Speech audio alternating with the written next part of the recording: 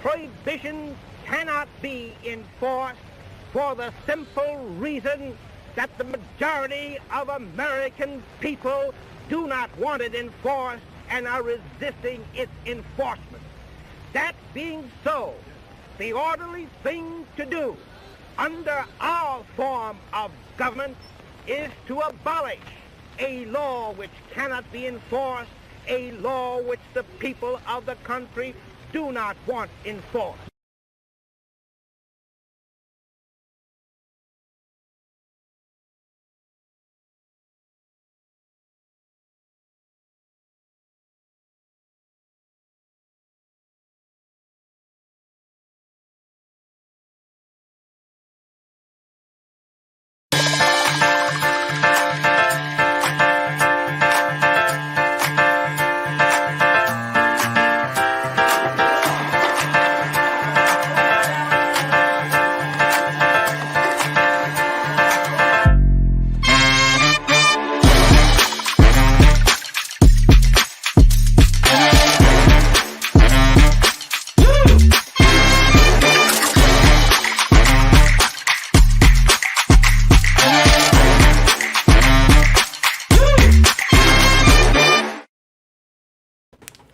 Recording live from KCDI Studios, this is the Kent and Zach Show with Caitlin Guthrie, blasting anyone who makes us angry. We bring critical thinking, skepticism, and ridicule to anything that makes the news or our purview. It's political, it's skeptical, it's triggering, and we're not holding anything back. I'm your host, Kent Williams, along with host Caitlin Guthrie and Zach Worf.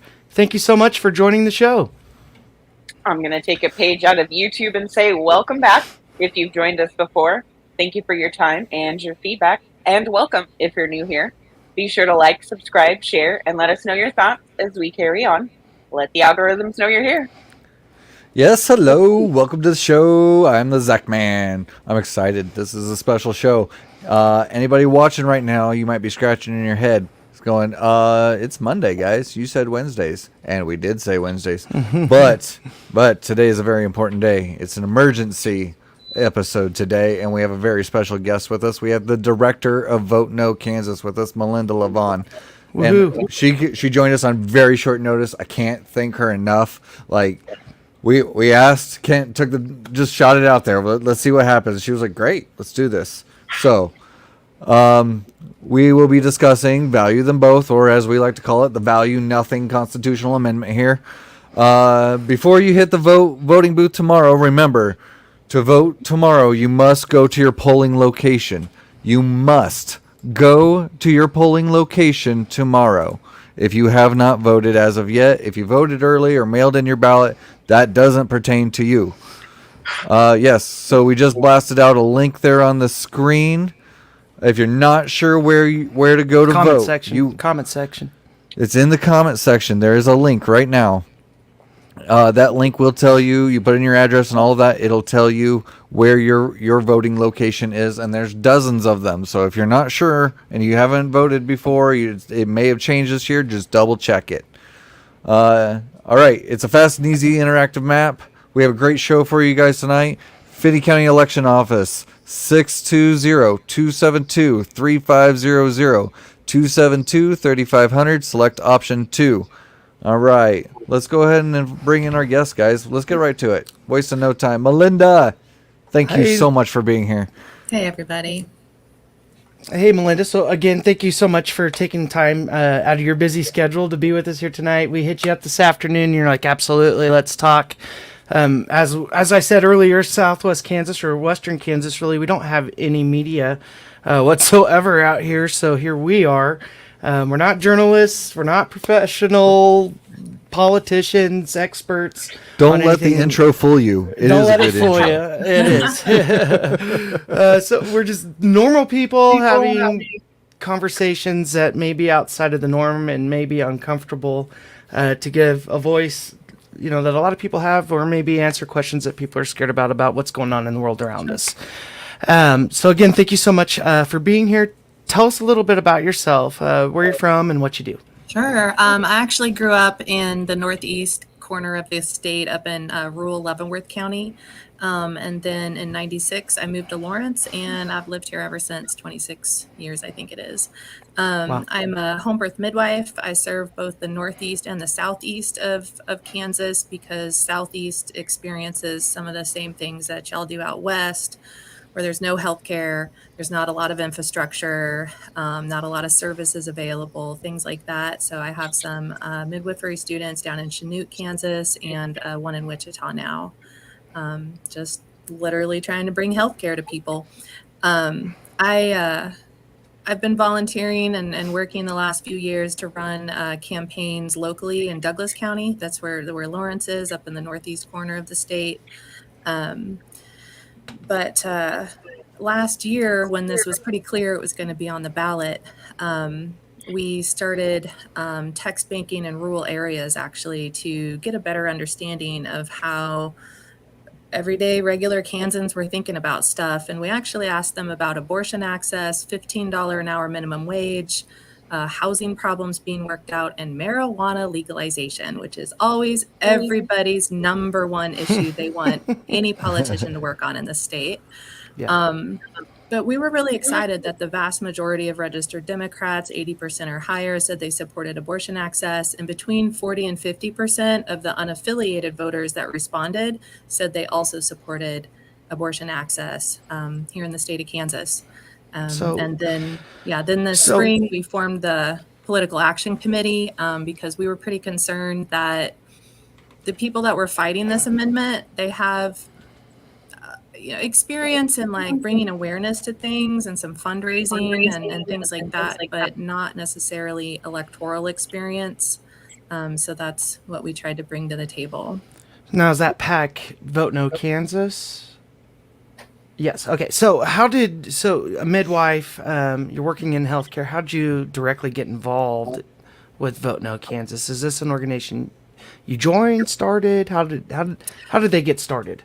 Yeah, we, some friends and I up here in Lawrence, we organized together in the community and also in Southeast Kansas pretty closely the last couple of years, like supporting the same candidates.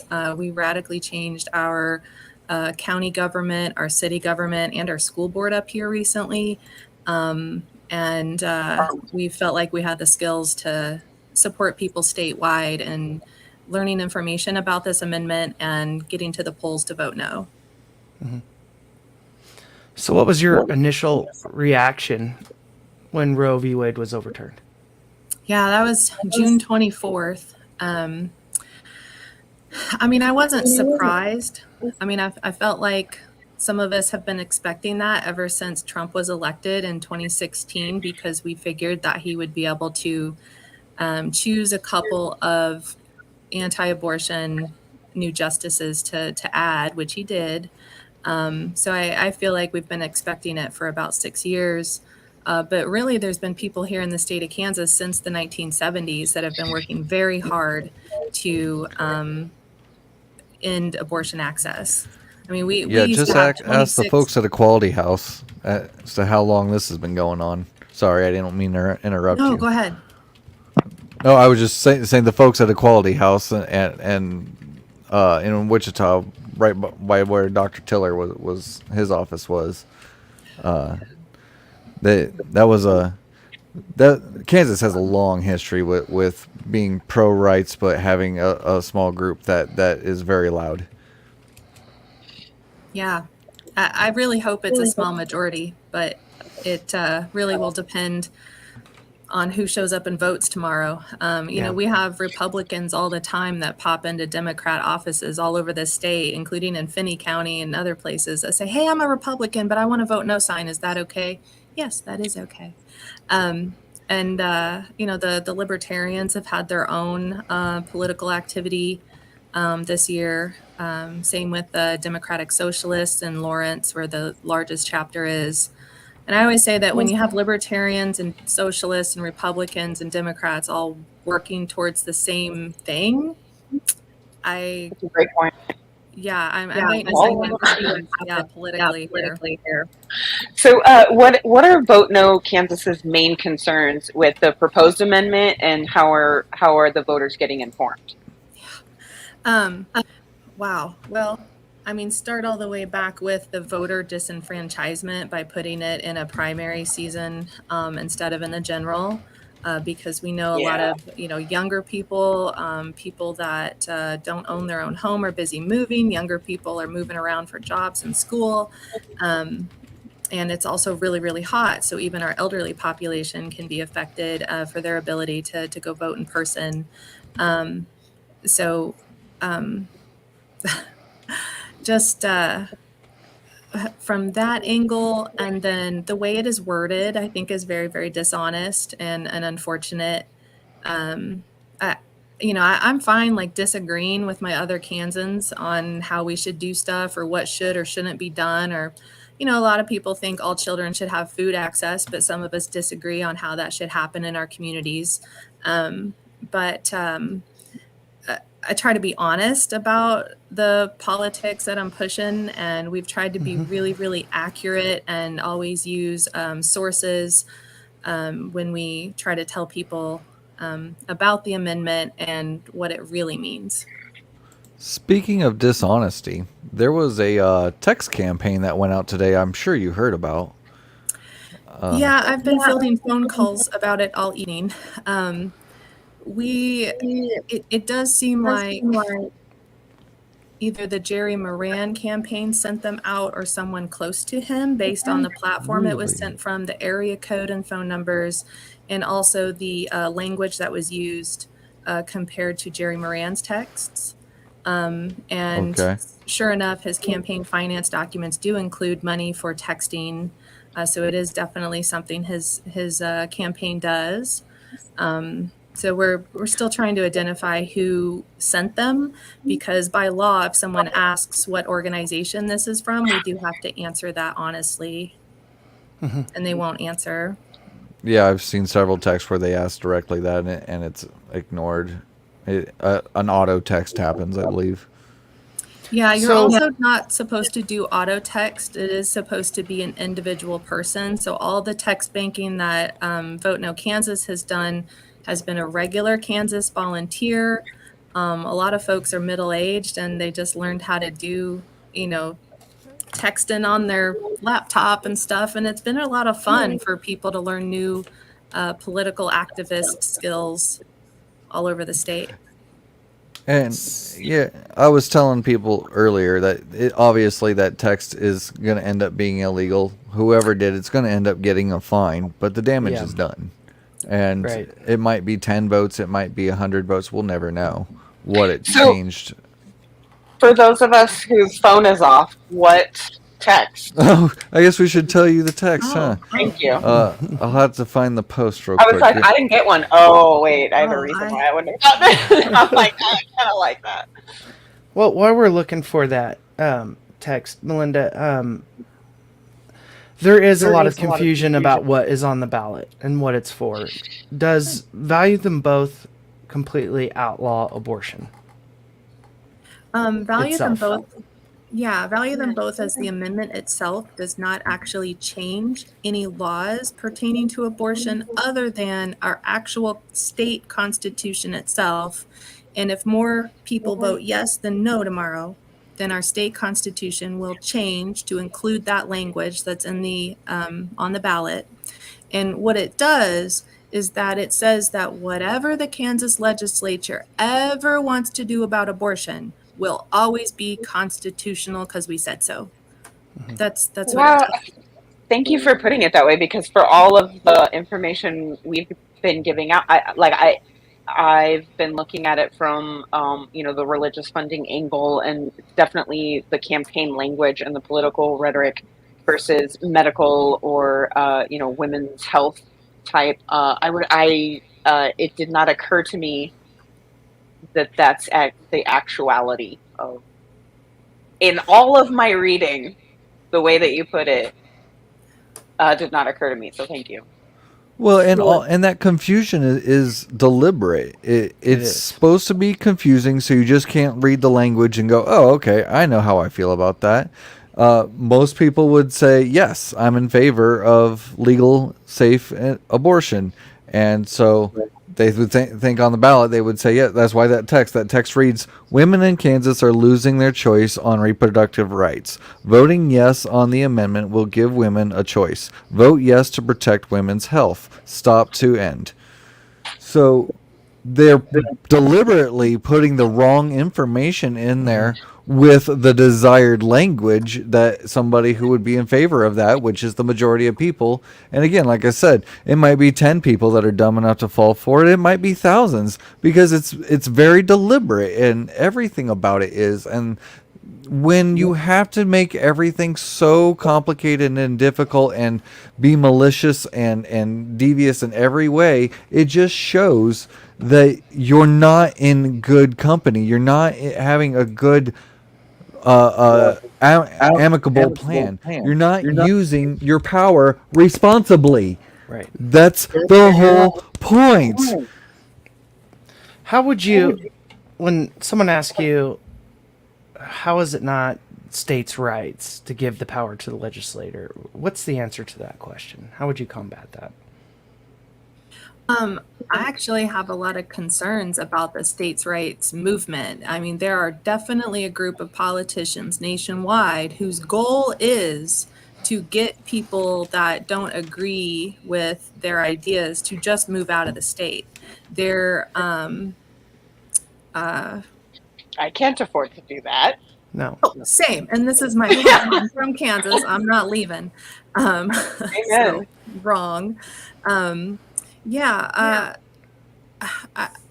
mean, states also have the right to regulate different things about our other rights. Like when it comes to the First Amendment, you're not allowed to yell fire in a crowded theater. Libel and slander are illegal. Many states do regulate firearms, and the Second Amendment is a right in our federal constitution. So I don't really know why people think that the state doesn't already have the right to regulate our rights, because there's 19 laws on the books right now that regulate and restrict abortion. They're really hard to get. They're only available in 2 towns in the whole state. It costs $700 and a couple of appointments for 40 cents worth of pills. I mean, it's already really difficult. So to get into that part, when a person are taxpayers funding that $700? Oh, there are a couple of provisions that say if someone is actively in danger of dying, that Medicaid funds could pay for a procedure, but it doesn't cover any kind of elective regular abortion that people would get at a clinic. It never has. Never has. It's actually illegal both under state law and under federal law. And it's not just Medicaid funds either, but also IHS or Indian Health Service also will not use funds for an abortion. And we already have moms that die every year here in the state of Kansas from not accessing an abortion. Sometimes it's suicide, where they just can't access it and they cannot handle this. Other times it's things like heart disease. Like sometimes we can tell that someone's heart and blood vessels isn't going to handle that extra 30% cardiac output they got to do for months on end in pregnancy. Pregnancy's really hard on the body. So we have moms that die of organ failure within the baby's first year, and then that gets counted as a maternal death as well. Yeah, and these are people's mommies, right? Like these people all have kids already. Yeah, and that's what a lot of people don't understand, I think, is a lot of these are from people that are planning. They've bought things, they have plans, so on and so forth. But you were talking about the laws on it. We have 19 laws on the books in Kansas for abortion already, and a lot of value of them both talks about is late-term abortions. Do we have late-term abortions in Kansas? Is that a thing? No, they're against the law after 22 weeks of pregnancy or 20 weeks gestation. And when we talk about 22 weeks, are we viable before at 22 weeks? Nope. What's that look like? Not till at least 24. Not till at least 24. So we don't have brains, eyes, things like that. More than likely. Not things that 22 can weeks. survive outside the womb. Like Okay. the brain is there, but Right. So it's we not fully functional. we don't have late term abortions, which is their big talking point. We don't have taxpayer funding abortions. It's really not happening. I've seen people dwindle it down to that very argument, just the part where all we're trying to do is make sure that the taxpayers don't have the burden of financing these things. And sorry to interrupt, Kent. How do you do we just walk away from those kinds of conversations, or how do you address when someone won't hear the facts? Yeah, on our Vote No Kansas website, under the FAQ page, frequently asked questions, we do have different links to the laws that specifically say in Kansas you can't use state funds for an abortion, and so you just click on that one and it takes you right to the state statute. And the Guttmacher Institute has a lot of really great links to the specific laws that currently restrict and regulate abortion in the state of Kansas. I mean, I'm comfortable telling people things like, I disagree and this is why. We have had really good conversations that were respectful with people that are voting yes on this amendment in some of our text and phone calls. But I think that a lot of times people also don't always understand what abortion is. Medically speaking, when you look at medical billing codes and things like that, even if there's no heartbeat left, but there was a pregnancy and there's a lot of bleeding and you need to give medicine or do a procedure to save this mom's life, it's still considered an abortion procedure. It's still coded like that. And I think that a lot of times people just don't even understand what all constitutes an abortion. Spontaneous abortion, that's also called miscarriage, but 30 to almost 50% of all pregnancies end in miscarriage naturally, and then a percentage of those need help. My wife went through one, and if she didn't have access to a DNC, she wouldn't be here today, and my oldest child wouldn't have a mom.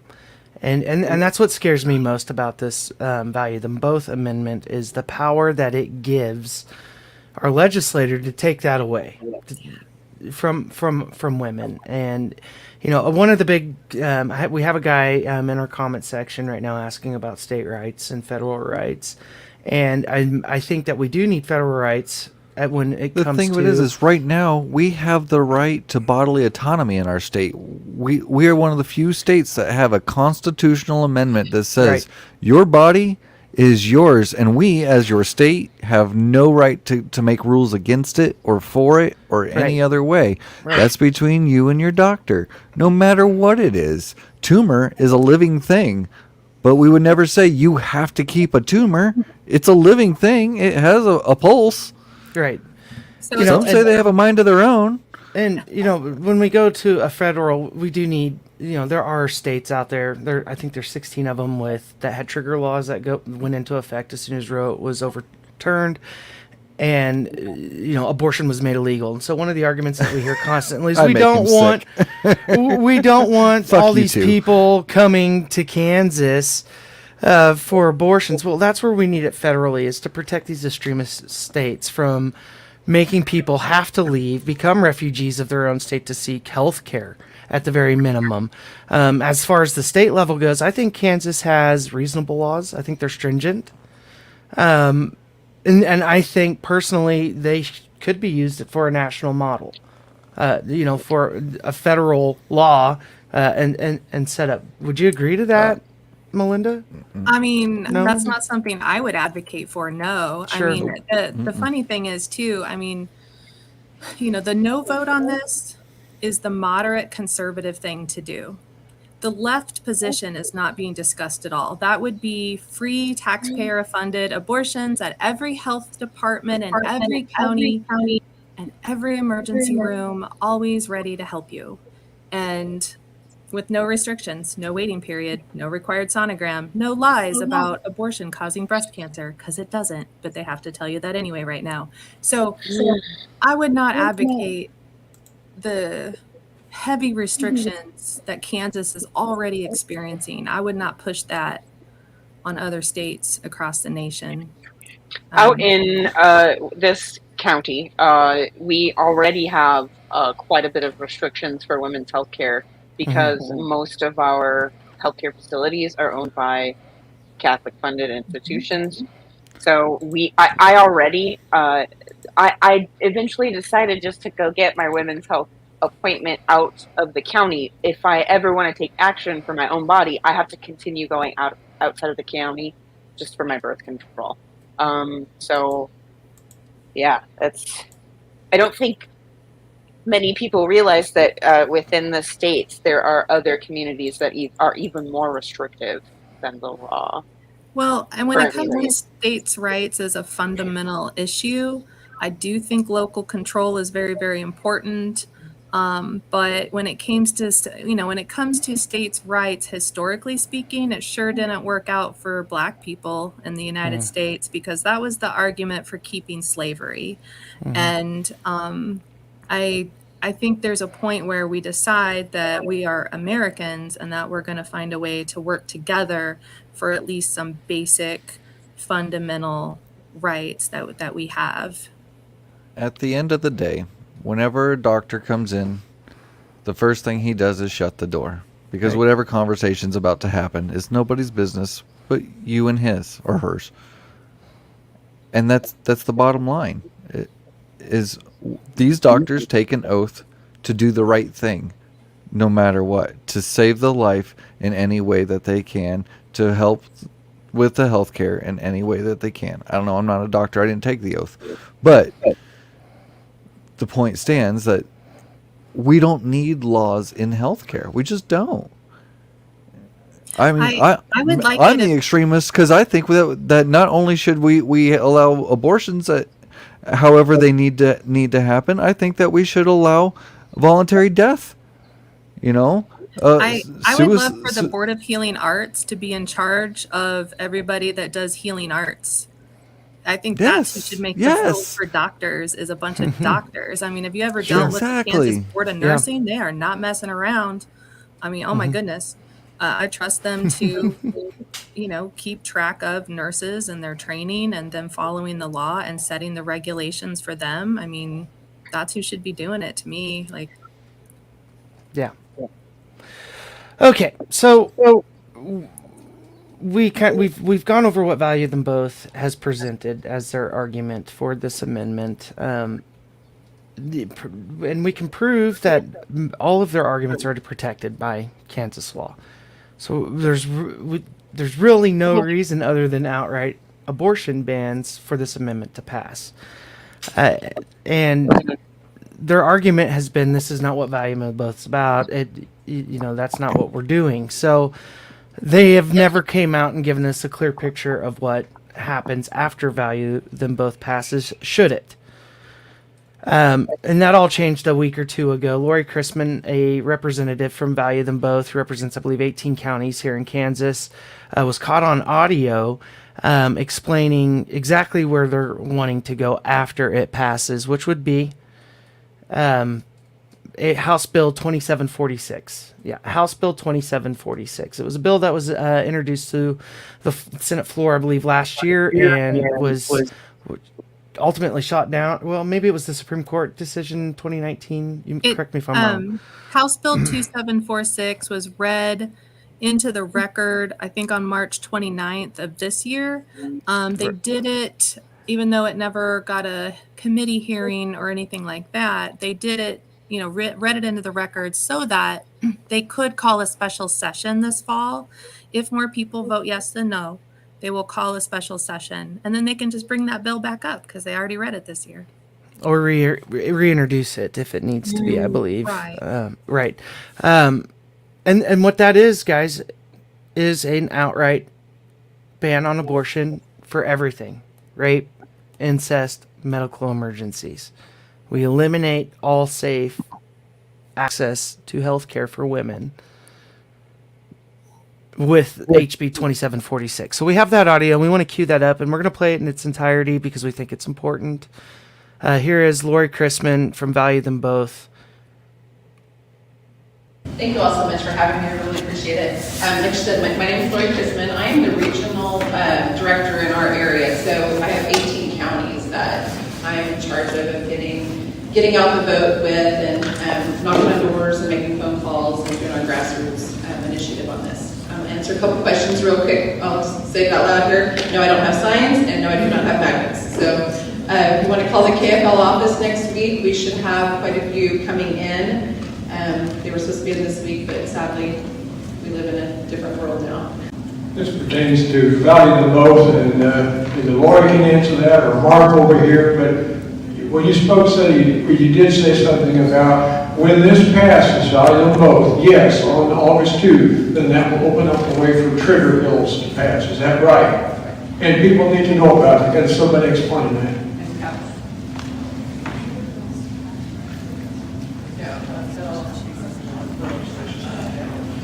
But we do have one ready. It's HB 2746. So we'll look that up. It's not. You can't file a bill. Right, they won't be able. It's a different number. Oh, well, it's out there, but it's not. But it's not voted on or anything yet. All bills died May 23rd, so it has to be. Okay. Sorry. No, that's okay. That's good to know. I didn't know that. So on May 21st, we're done. May 23rd, they all died. Are they going to do another one, or are we going to do one after the decision? If I may real quick, I think the point of the question is that right now, the way it sits, with the state's Supreme Court having hijacked the abortion issue, they have total and complete control of any decisions in regards to it. So until we vote that there's not a guaranteed abortion in our Constitution, we got to vote for this amendment, and then we can begin the laws we already have in the books will come back into place. We'll be able to make further laws, further refinement, with my goal of life starting at conception. Again, without the passages of this amendment, we can't discuss any of those intricacies. We can't do anything. We're paralyzed. So the first step is passing the amendment. That's exactly right. We have to have this to move any farther anywhere.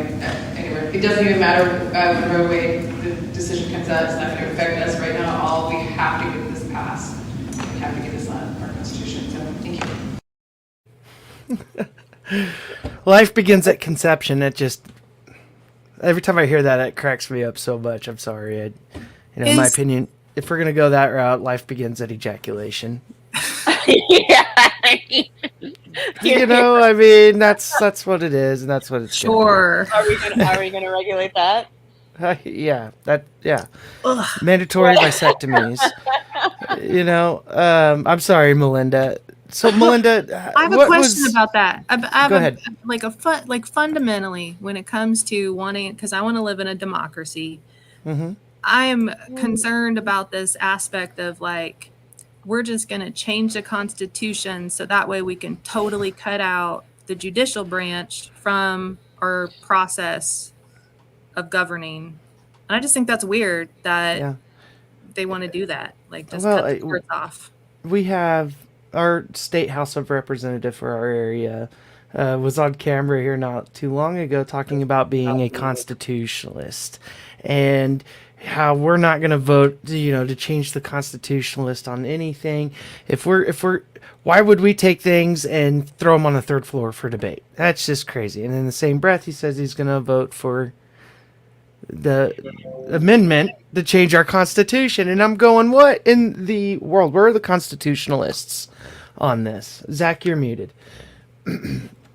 This is the same representative that voted against lowering the grocery tax because it wasn't an instantaneous to zero tax. He wanted to play it down.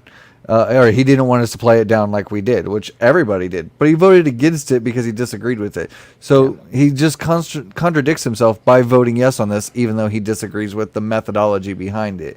So, I mean, they have no morals, no values. It's just whatever we want. And that's what they're going to do. But back to that audio clip with Lori. Melinda, she mentioned by name House Bill 2746. Is that something voters need to take seriously? Oh yeah, I think so. And it's right in the name. It talks about forbidding the destruction of embryos, of fertilized embryos.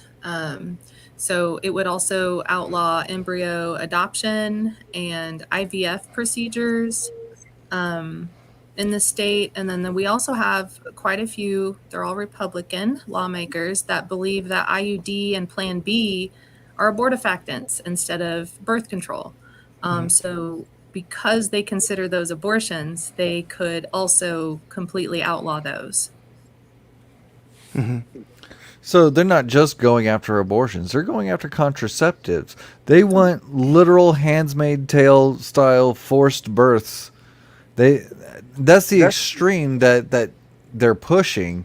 In some, I don't think that people voting yes understand to the extent that this is going to go. Well, where are people going to have these babies? That's what I'd like to know. I mean, well, yeah, no kidding. No kidding. Yeah. How are they going to afford them? I have no idea how much it costs to have a baby, but I'm going to guess 5 figures easily. Right. That's the other thing too. Is a lot of vote yes are saying, well, you should adopt. You should adopt. You should adopt. We have 8,000 kids in Kansas or around 8,000 kids in Kansas that need homes. Adoption is crazy hard. We regularly lose people. foster kids. They just go missing on a regular basis. They're sleeping on floors. I mean, it's heartbreaking what's going on in the Kansas foster care system. In Western Kansas, it's even harder because we have to go to Eastern Kansas to adopt. So for us, we see numbers higher out of Oklahoma and Colorado. Kansas are leaving the state to go adopt. Not only is it cheaper and easier to do that, it just makes it's just inexplicable to me. It blows my mind when we start talking about adoption. 70 the grand. irony of those, the irony of, I don't know if you guys have seen it in the feeds, but a lot of it's been pushed by the governor or other lawmakers in our state asking about it. It doesn't feel like a coincidence at this point for them to ask residents what they love about Kansas, like why would you move here? And then never having the discussion about how hard it is to even get your health care here. So I find that very one of those, I know we spoke about it a couple weeks ago on the show, that look over here method of they're not just introducing these things, they're allowed to make these other distractions in conjunction with these issues. So, Melinda, what do voters need to do tomorrow? Well, I hope they vote no. I don't think that changing our Constitution is a good idea. I mean, the irony of the way that it's written so vaguely, intentionally, if we elected a pro-choice legislature, we could actually just say we will use state funds now to pay for abortion and increase access. So I feel like they didn't fully think that through, that in 10 years after redistricting and some of us move around the state, what will our legislature look like going forward, especially now that they've activated all these new voters and brought all kinds of Kansans together to fight for reproductive justice. They're calling the Gen Zs the fucking fuck around and find out generation. And they're displaying it so well. Yeah. I love them. Same. And so what happens if you're at the polls tomorrow and if you can go through some of the sort of the regulations for us as voters? Are we allowed to campaign for our ideas at the polls? And what do we do if we're being intimidated? Yes. Yeah, so if you do want to do any type of campaigning for a candidate or an issue, remember to stay at least 250 feet away from the doors of the polling center. Bring your ID to vote. There's a whole list of different IDs. If you can't find your driver's license, go vote anyway. It'll be provisional. You can go to the DMV later and go fix it before the end of the week. If anybody runs into problems at the polls, either you think you're supposed to be on there and you're not, or they're trying to give you a provisional and you think you should be able to vote at the location you're at, anything that's weird and not working out for you, you should call 1-866-OUR-VOTE. Oh, yeah. Okay. There was your local election office as well. As long as you feel confident. I mean, I have talked to a lot of county election officers across the state, and I think they all do a really good job because they really care about the process of democracy and being fair and honest. So yeah, a lot of counties are excellent resources as well. Some counties also just aren't very well funded and don't have a lot of resources. Some places didn't open up early voting until last week when other places started on July 13th. And it kind of came down to the resource level. We have a unique issue here where some of the leaders of the polling places are also involved in the legislation of our community, so that can be pretty intimidating itself. Well, I don't know if you remember back, I think it was 2018, Ford County was down to one polling place, which is Dodge City. And it was clear on the outskirts of town, and they had transportation issues. The minority community was greatly affected from it, and it affected their vote from it. But I'm super excited about seeing the numbers released from the Secretary of State's office. We're like,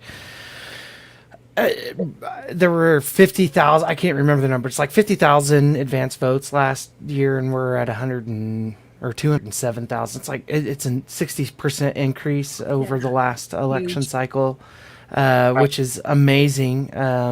We don't know which way it's going to go, so make sure to let people know tomorrow's the day. We have to go vote no tomorrow.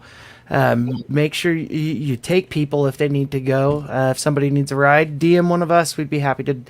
We won't talk to you about the election at all. We'd be happy to take you to your polling place to make your vote. But I won't sway you one way or the other. You don't have to tell me anything. If you need a ride to go vote, let me know, or any of us know, and we'll get you there to vote. You don't have to be registered Republican. You don't have to be registered Democrat.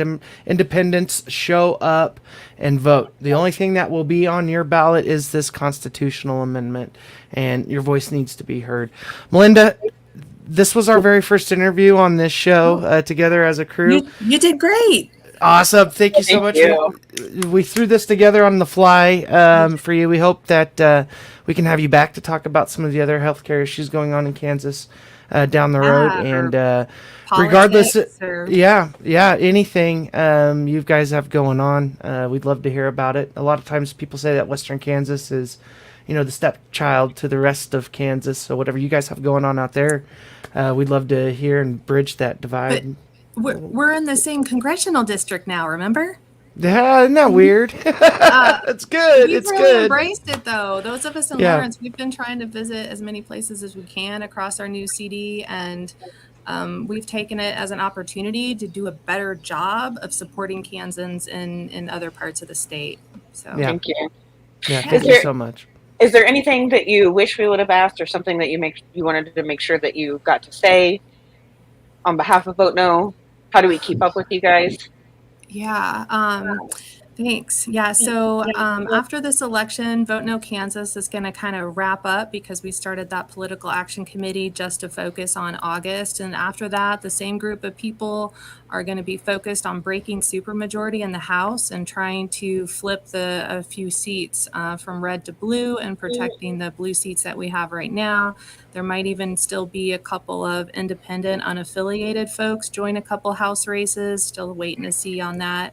But there are a lot of pro-choice, pro-marijuana, pro-housing, pro-worker people running for the House this year. And I think that those are things that just regular Kansans are interested in, that kind of stuff. And if we can beat this thing or come close to it, we can change who's making the laws so that we don't have to do this again next year.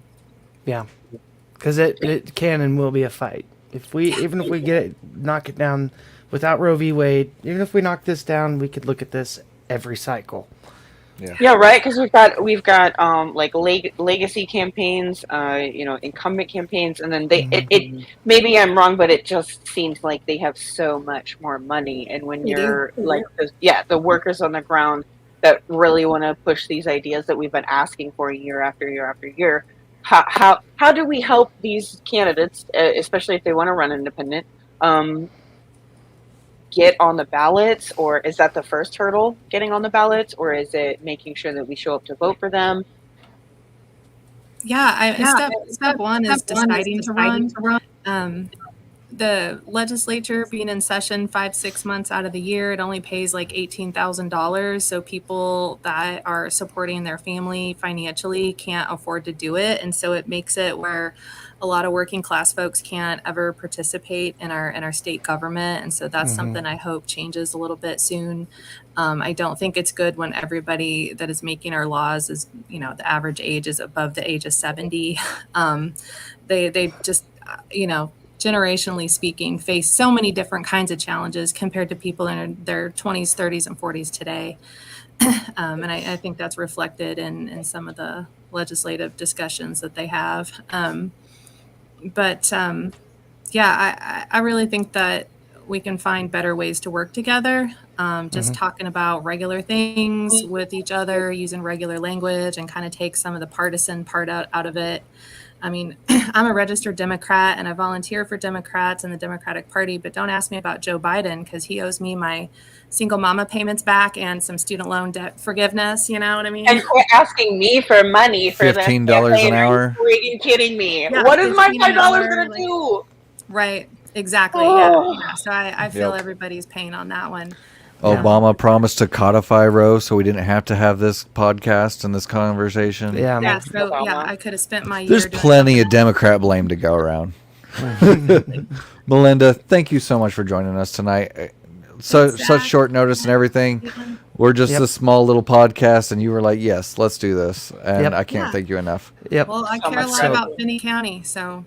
Sweet. Thank you. We'll have to. Yeah. So, in case people are in the middle or aren't quite proficient in Kansas, we're quite a distance away, right? Like, so to come visit you, that's 6 or 7 hours, and vice versa. I might be a little long on that, but it's all the way from here to all the way up there, or whatever. It's an overnighter.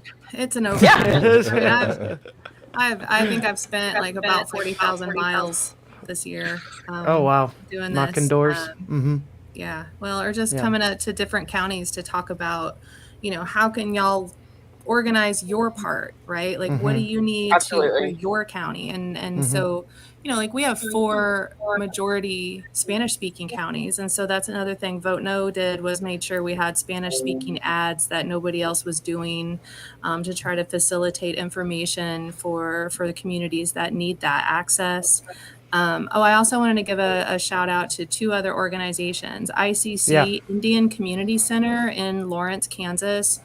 They also work with our local MMIW chapter, Missing and Murdered Indigenous Women. They have put on a couple podcasts and events talking about how this abortion amendment is actually further colonization of their reproductive rights and bodies. And it's very hurtful for the Catholic Church to put shame or blame on someone else when they won't give Indigenous children's bodies back, and fully apologize for what has happened in those boarding schools, one of which was in Lawrence up until 1994. This is very recent, right? 1994. Hospital didn't switch over to a college until after that. Also in Wichita is Wichita Birth Justice Society, and they actually started a new 504 called the Kansas Birth Justice Society, to advocate for all kinds of different health issues. People that are pregnant also experience obstetric violence and coercion, and people feel forced sometimes to accept certain things that they may not have wanted in their birth or in their bodies. So there's or most hospitals in the state, you can't have a VBAC or a vaginal birth after cesarean, right? You either have to find a home birth midwife like me or have a repeat cesarean, which is dangerous and very expensive, like 4 times as much money.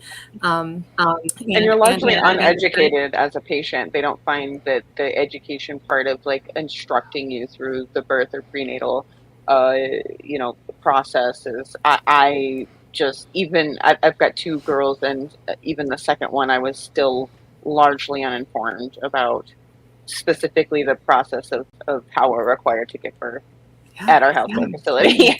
Same. Yeah. So look forward to seeing what they can do, statewide. Absolutely, and if we can get that information from you after the show, so we can repost that for you, that would be great. Yeah, that'd be awesome. Yeah, absolutely. Well, Melinda, I'm so sorry. Thanks again so much. I told you 5 to 10 minutes, and we've been here for an hour, and I feel like we could go for another 3 if we don't wrap it up. I'm going to go look at some spreadsheets and then go to bed. My daughter and I are actually going to go vote early, and then from 9 o'clock until 7, we'll be working on encouraging folks to get their ballot in, whether it's a mail-in. You can go turn it in at any polling center. You can put it in a drop box or go vote in person. 7 to 7, polls are open everywhere tomorrow. Yep, absolutely. Thanks again, Melinda. We look forward to talking to you again soon. Have a good night.